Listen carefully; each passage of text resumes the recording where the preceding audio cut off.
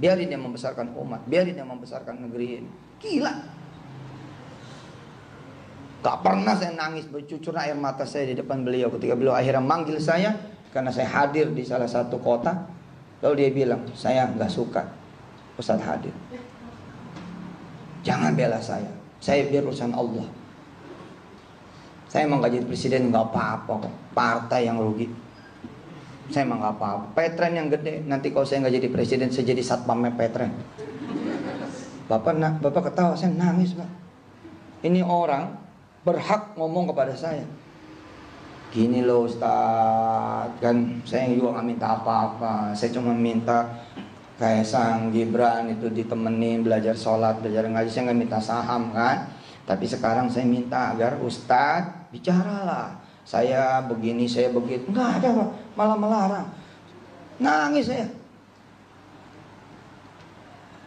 Saya bilang, hati. Tapi kan pilih.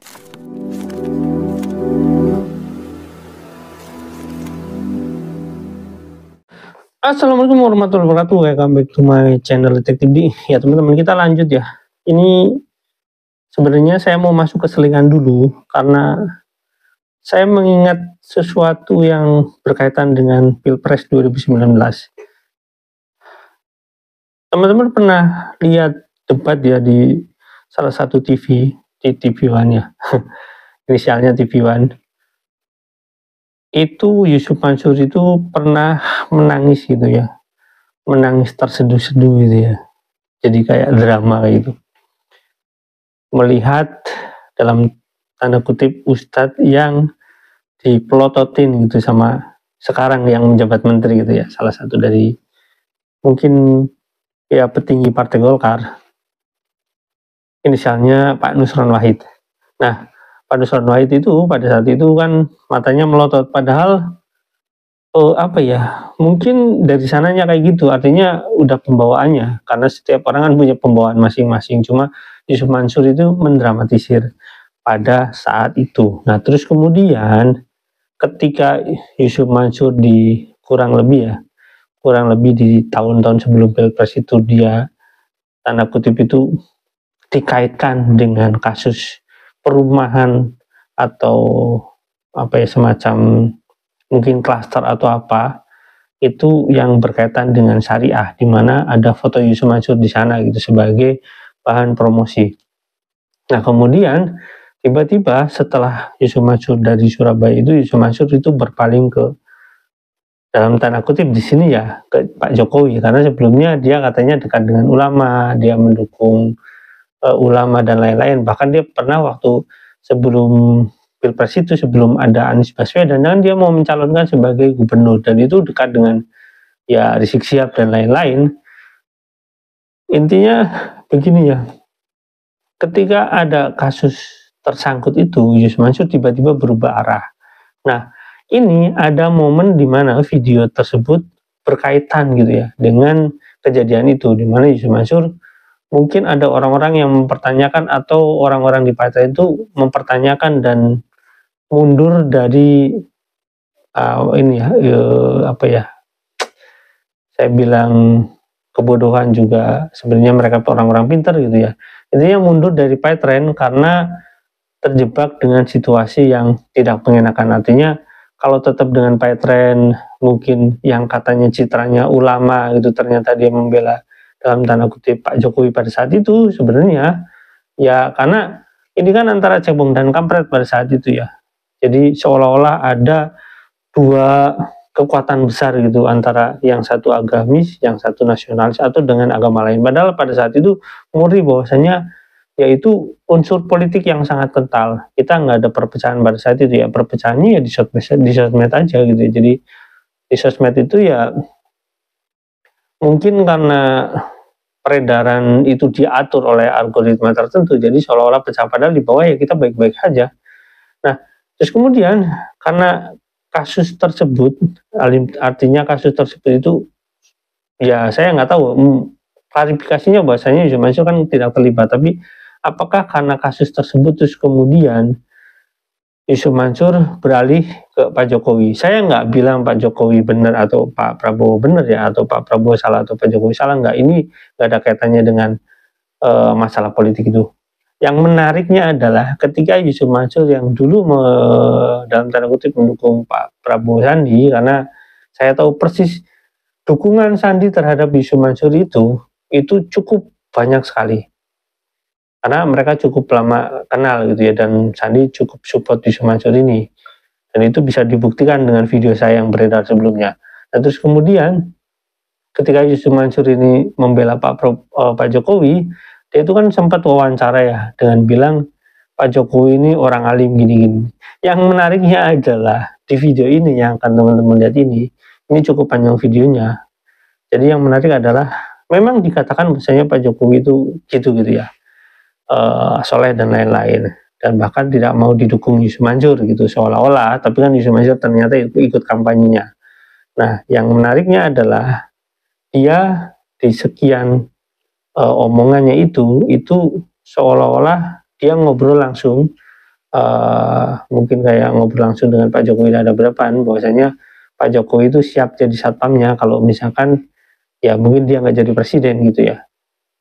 Ini saya katakan mungkin omongan ini nggak akan pernah keluar dari Pak Jokowi gitu ya, walaupun Pak Jokowi mungkin suka bercanda, tapi nggak akan keluar. Masa jadi satpam itu kan kayak merendahkan seorang presiden gitu ya.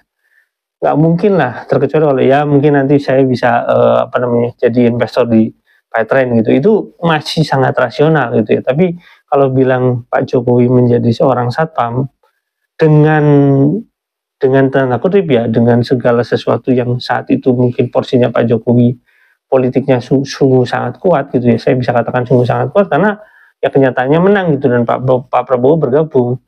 Jadi itu omongan itu ya mungkin Yusuf Mansur nggak sengaja yang ngomong itu ya, tapi memang Yusuf Mansur suka kayak gitu, melebih-lebihkan, hiperbola dan lain-lain, dan atau mungkin nggak pernah bertemu Pak Jokowi secara langsung gitu, mungkin timnya aja yang ngobrol gitu, dan Pak Jokowi ya karena presiden kan kalau bertemu dengan seseorang kan biasanya ada protokolernya ya. Nah, tapi ini menarik teman-teman, ini menandakan bahwasanya seorang Yusuf Mansur ini di saat itu benar-benar galau, bisa dilihat dari video ini gitu ya. Jadi galau artinya di satu sisi dia harus mencari ceruk yang berkaitan dengan agama Islam gitu, dan saat itu sedang besar-besarnya, tiba-tiba dia harus beralih, dan peralihannya itu setelah terdengar kasus berkaitan dengan perumahan syariah atau klaster syariah atau saya nggak tahu, yang berkaitan dengan seolah-olah Yusuf Mansur di sana terlibat. Dan anehnya setelah Yusuf Mansur dinyatakan tidak terlibat dan langsung bergabung ke pihak Pak Jokowi. Tapi itu bukan urusan itu ya teman-teman. Itu bukan urusan politik yang saya pikirkan, tapi lebih kepada perubahan Yusuf Mansur dan mengatakan bahwasanya Pak Jokowi siap jadi satpam. Nah, teman-teman langsung lihat videonya. Wassalamualaikum warahmatullahi wabarakatuh. Bye. Sebagai spirit, semangat positif dan solutif, saya dengan izin Allah Subhanahu wa taala beberapa hari terakhir ini dikaruniai oleh Allah Subhanahu wa taala mewakili Anda semua keluarga besar Paytrend, mewakili Indonesia, dan untuk Anda orang-orang Paytrend dan untuk Indonesia. Beberapa hari ini saya bersama Ketua OJK sebagaimana yang Anda lihat di Instagram. Dengan izin Allah Subhanahu wa taala 2-3 hari saya bersama beliau. Allahu Akbar. Cakep banget deh. Saya bilang sama beliau, mumpung masih 2019 awal. Makasih. Mumpung masih 2019 awal, belum terlambat buat six pack.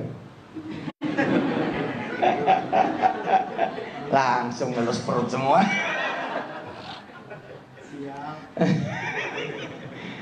Belum terlambat juga buat ya berbuat gitu, untuk berbuat bagi agama, nusa dan bangsa, juga bagi sesama ya. Tidak peduli warna kulitnya, tidak peduli apa suku dan etnisnya, tidak peduli agamanya. Insya Allah buat Indonesia kita cintai tanpa berusaha menjadi apalah yang disebut misalkan nasionalis gitu ya. Saya agak-agak kurang setuju karena ketika kita memakai kalimat itu, kata-kata itu terkesan ada benturan dengan mereka yang religius. Ketika kemudian kita bicara religius, seakan-akan kita memang tidak nasional. Udah yang ikut saran Rasul saja, khairukum anfa'ukum linnas. Sebaik-baik kalian adalah yang manfaat buat manusia, ya, buat sesama yang lain, insya Allah. Nah, juga kemarin ke Hong Kong dengan izin Allah. Sebelumnya malam Jumat dengan Pak Gubernur BI, dan kemudian dari Tasik. Saya dari BI dulu, dari Bank Indonesia. Nah, ini yang saya sampaikan di beberapa hari lalu yang viral. Ya. Jadilah bagian yang positif dan jadilah bagian yang solutif. Mana saya pernah mencontohkan ngeluh tentang keadaan dolar? Mana saya pernah mencontohkan kepada kalian semua, Anda semua susahnya mencari rezeki? Saya punya utang loh sama Kiai. 2-3 tahun belum selesai. Tapi kami berdua percaya ada Allah, sama Allah. Dan kita kan gak pernah nunjukin juga kita susah. Semua orang pasti punya masalah. Bagaimana kitanya saja merespon masalah itu, mensikapi masalah itu. Dan yang penting lagi adalah utangnya bukan utang kita, dalam pengertian utang untuk pribadi, tapi ya memang untuk Allah sendiri, untuk madrasah, pesantren, masjid, dan lain sebagainya. Nah, gonjang-ganjing ekonomi yang susah, gonjang-ganjing ekonomi yang sulit, gonjang-ganjing dolar dan lain sebagainya. Ada sebagian orang memilih kemudian membuat gaduh, membuat horor, membuat seram, membuat pesimis, membuat yang lain-lain tanpa menunjuk kepada siapapun. Tapi kita, memang kita yang seperti itu. Makanya saya kan campaign, nggak ada urusan sama duit, rupiah dan dolar, tidak ada urusan sama barang, tidak ada urusan sama pedagang, tidak ada urusan sama sistem, tidak ada urusan sama sistem. Urusannya bainana wa bainallah, urusan antara kita dengan Allah. Dan saya berceramah begini dari dulu, tidak ada kaitannya dengan pilpres, nggak ada. Bikin tenang saudara-saudara semua, itulah keinginan saya. Apa sih yang mahal? Daging. Kata siapa daging mahal? Lo mah belinya pakai duit sih. Itu bukan cuman pada saat pilpres. Perasaan dari sejak saya nongol di TV di TPI almarhum zaman dulu.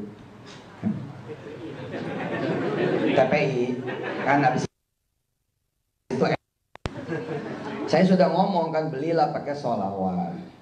Belilah pakai sholawat. Dan testimoninya mengagetkan, testimoninya mengagumkan. Orang begitu pakai sholawat, yang datang kebo, sapi, kambing hidup. Yang terserah dia mau potong-potong aja, dia mau jual-jual aja. Dan bukan di kota, tapi di kampung yang tidak ada satupun makhluk yang kaya, yang tidak ada satupun kemudian manusia ya yang kaya. Tapi TV kan masuk. Dia berdoa kepada Allah, saya di kampung tapi jarang makan daging. Si Ustadz bener juga. Kalau emang kita mau makan daging, kenapa tidak minta sama Allah? Lah kok bisa-bisanya ada orang kaya datang nyari lahan, ditemenin dia, buka peternakan, lalu modalin 300 kambing, 10-20 sapi dan kebo. Kemudian dia bilang, Bapak kalau mau potong aja, jual aja, asal ngomong Allah Akbar. Coba bisa begitu. Ini yang saya ajarkan, menjadi yang positif, nggak ikut gaduh. Di luar gaduh kita nggak ikut gaduh, selalu aja.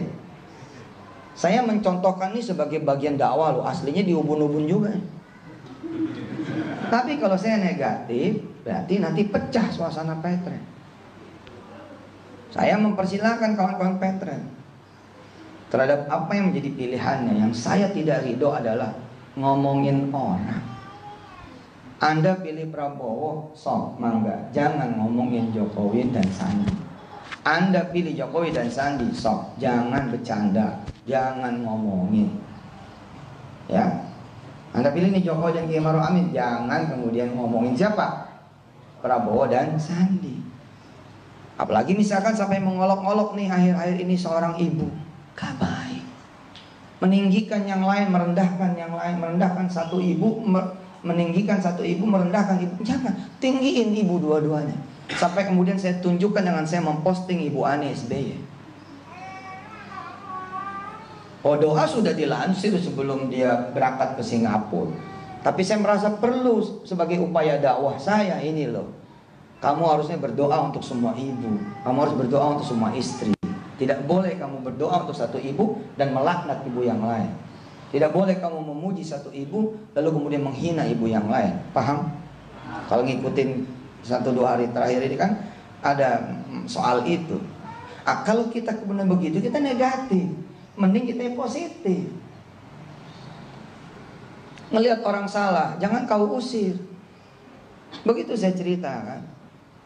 Ibu ngelihat seorang pelacur di kampung, kasak kusuk, itu negatif dan bukan solutif. Emang nggak bisa sholat 2 rakaat? Sholatlah 2 rakaat. Ya Allah, kabarnya ada pelacur di sini. Kalau memang ada, apakah dia hadiah darimu agar aku menjadi pendakwah baginya? Kan keren. Apakah dia ada di sini karena kehendakmu? Pasti karena kehendakmu. Apakah aku? Jangan-jangan dia begitu karena tidak ada teman aku yang jadi temannya. Keren kan? Ini loh, Petren tuh itu gitu loh, positif, solutif. Kalau pengen memuji kemudian Jokowi, jangan mencederai presiden sebelumnya. Saya nggak suka, nggak seneng. Tapi kalau buat orang Darul Quran sama Petren, bukan nggak suka dan nggak seneng lagi, nggak ridho. Anda kan nganggap saya sebagai guru, tahu kan kalau nggak ridho seperti apa? Maka seluruh apa yang Anda pelajari, saya nggak ridho. Ya terserah, hari ini orang udah nggak kenal ridho. Dulu guru saya, sekarang saya nggak suka. Wah, dia lupa. Belajar sekian tahun, kalau guru nggak ridho loh. Hati-hati, sekarang nih berguru itu Allah mahal loh. Kalau lain syakartum azidannakum. Bersyukurlah punya guru. Jangan mencaci maki guru, jangan menghina guru. Kalau Anda tidak suka, doakan dia. Itu lebih bahaya lagi, sama temennya yang nggak boleh, apalagi mau guru. Kecuali Anda tidak nganggap guru, terserah. Tapi bahayanya apa? Allah tutup pintu guru buat kalian semua. Mati lo nggak punya guru. Loh, lain kafartum la azidannakum, lain syakartum la azidannakum, wa in kafartum inna adzabi lasyadid. Kita nyari guru kemana aja nggak ketemu. Kenapa? Lalu nggak bersyukur punya guru. Pakailah bahasa yang serius. Waduh, Ustadz kayaknya Jokowi nih. Izin Ustadz, saya ke Prabowo. Bagus apa bagus? Bagus kan? Lagian kan baru katanya, kan gue belum ngomong. Yang kemarin viral itu kan nasihat bos. Ya begitu dah, kalau sudah mulai betaring ya begitu. Padahal tuh nasihat asli bos, nggak ada suruhan loh dari saya. Masih tetap jalan tengah, lihat aja jalan tengah kok. Saya cuma ngingetin, hati-hati loh. Saya cuma ngingetin, hati-hati, ini orang baik. Setidaknya saya menyaksikan dengan mata kepala saya sendiri. 1 tahun kan saya ngurusin Anda semua, lalu kemudian bersama-sama beliau. Bagaimana hatinya, bagaimana. Dia paling berhak, Pak Jokowi paling berhak untuk membuat saya seperti gini loh. Ente kan aneh bantu ya, bantu aneh dong. Enggak loh. Dia malah bilang jangan, kasihan. Menteri-menteri dimarahin sama dia. Yang saya dengar aja langsung 2 menteri ditegur sama dia. Jangan bawa-bawa satu isu masuk. Biarin dia dengan Petrennya. Biarin dia membesarkan umat. Biarin dia membesarkan negeri ini. Gila. Gak pernah saya nangis bercucur air mata saya di depan beliau ketika beliau akhirnya manggil saya karena saya hadir di salah satu kota. Lalu dia bilang, saya gak suka Ustadz hadir. Jangan bela saya biar urusan Allah. Saya emang gak jadi presiden gak apa-apa kok. Partai yang rugi. Saya emang gak apa-apa. Petren yang gede. Nanti kalau saya gak jadi presiden, saya jadi satpamnya Petren. Bapak ketawa, saya nangis Pak. Ini orang berhak ngomong kepada saya. Gini loh Ustadz, kan saya juga gak minta apa-apa. Saya cuma minta kayak Sang Gibran itu ditemenin belajar sholat, belajar ngaji. Saya gak minta saham kan. Tapi sekarang saya minta agar Ustadz bicaralah. Saya begini, saya begitu. Enggak ada, Pak. Malah melarang. Nangis saya. Saya bilang, hati-hati. Tapi kan pilihan kan gini. Anda suka nih sama mangga, Anda suka sama jeruk, tapi Anda lebih suka jeruk. Ya kan nggak apa-apa. Tapi jangan menghina mangga.